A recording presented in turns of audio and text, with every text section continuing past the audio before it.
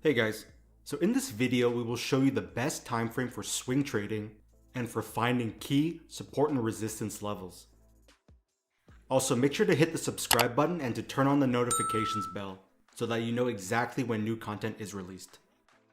So from looking at the comments, a question that is asked over and over again from the last video is, what is the best time frame for swing trading and for identifying support and resistance levels? Also, right now, comment below on what topics you want us to cover so that we know what you want and we'll work our best to create those videos for you. So here on the Aussie Swiss daily time frame, as you can recall from the last episode, we broke down how to identify support and resistance levels. And as a side note, our videos are designed in a linear fashion, meaning this video right now builds on top of all past videos. So make sure that you are all caught up so that you understand exactly what we are talking about. So again, here on the daily time frame, you will most likely spot support and resistance everywhere. You have a level up here. You have a level here. Another level here. Another level. And another level.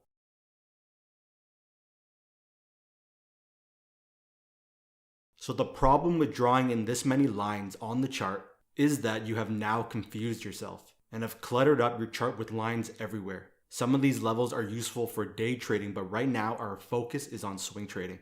Again, if you can recall from the last video, we want to keep our charts simple and clean.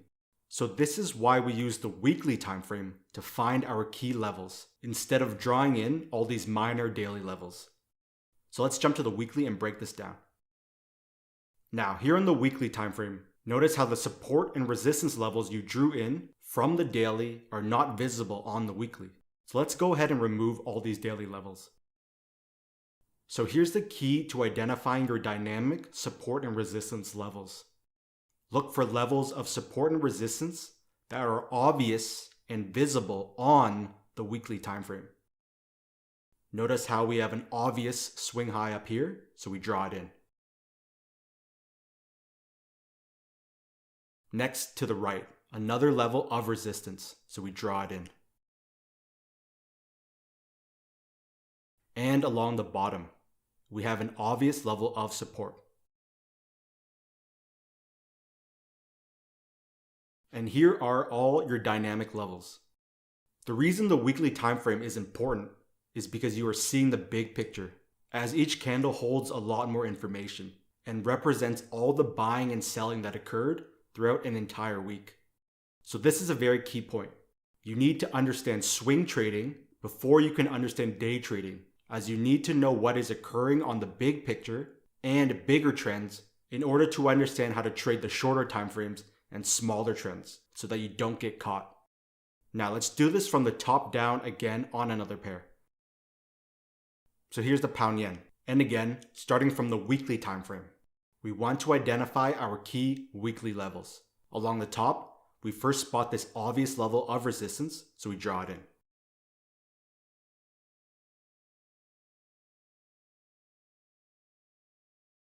Next, we spot this level here with multiple rejections, so we draw it in.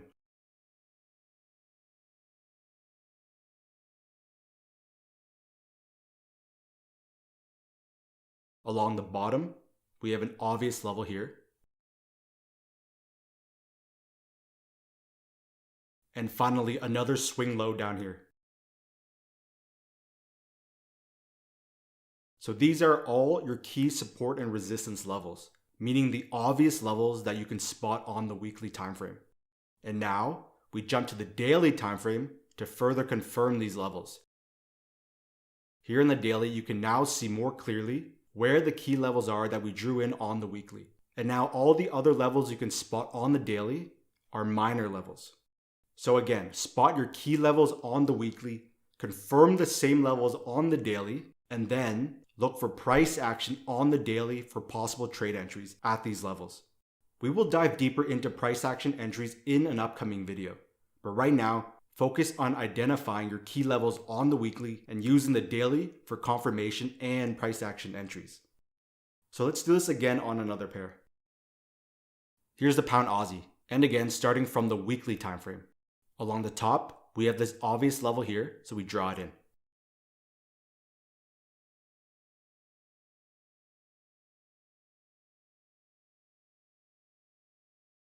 Moving on down, we have this next level here with multiple rejections, so we draw it in.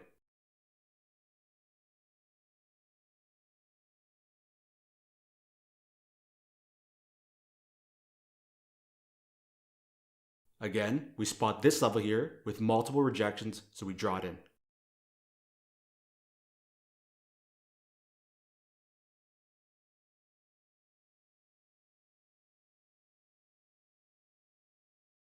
And finally along the bottom, and swing low with multiple rejections.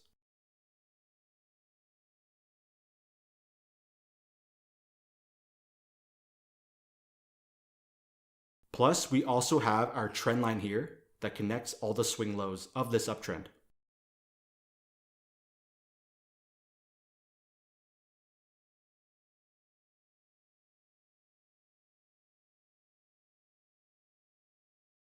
Now that we have all our key levels identified on the weekly, let's jump to the daily time frame to confirm these levels.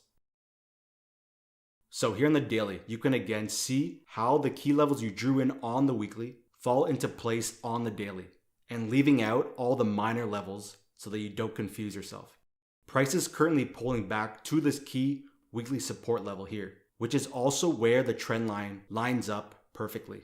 So if we get good price action through this candle close, followed by intraday confirmation, there will be a possible trade entry long. Again, we will discuss price action entries in another episode. Now, before we continue, if you're enjoying this video and want us to continue to make more videos week after week, please hit the thumbs up button and also leave some comments below with your thoughts as well as what kind of videos you want to see. Now, we're going to show you a bonus technique through using the monthly time frame. So let's jump to that.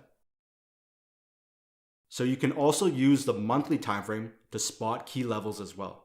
Using the monthly time frame to identify key levels isn't a must because often, since the monthly is such a large time frame to use, you won't be able to always spot levels. But we're going to show you this technique anyways so that you can use it if you choose. So here in the pound Swiss monthly time frame, we often find that monthly levels can hold more weight to them if used correctly. Also, when you jump between time frames, you'll forget where the level of support or resistance came from. So to solve this, we'll make the monthly support and resistance levels a certain color, in this case green, and then the weekly level will be a different color. Again, starting from the top, we spot this obvious level up here, so we draw it in.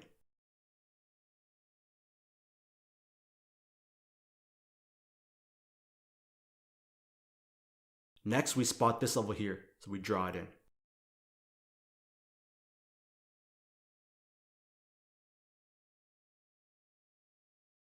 Moving on down, another level with multiple rejections, so we draw it in.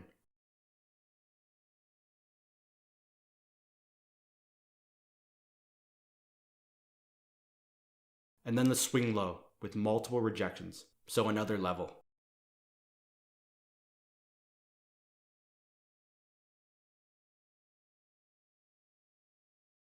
So here we have all the monthly levels drawn in, and we jump to the weekly to further confirm these levels. Now here in the weekly time frame, you can see how the monthly levels fit in. We also have this weekly level here, so we draw it in.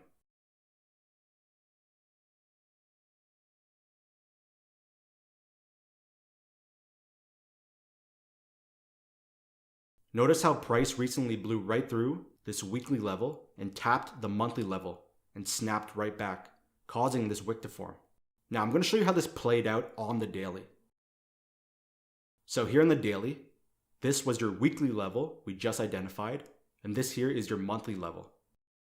Price came down to this weekly level, but no price action occurred, and all we had was this bearish momentum candle that blew right through. Price then continued down to this monthly support level, which is when we finally had a reaction to the level through the wick sticking out. Now you can take this even a step further through using the 4-hour time frame to further confirm this candle. So let's jump to that. So here in the 4-hour time frame, you had this decent rejection candle of the monthly support, followed by an inside bar, which is a reversal pattern. Now, there were many ways you could have entered on this, which we will go through in a following video. Most traders use support and resistance incorrectly. So if you enjoyed this video and want us to continue to make more videos, make sure to hit the thumbs up button. And also in the comment section, let us know your thoughts and what kind of topics you want us to cover next. And we'll work our best to create those videos for you. So thanks for watching, and I'll see you in the next episode.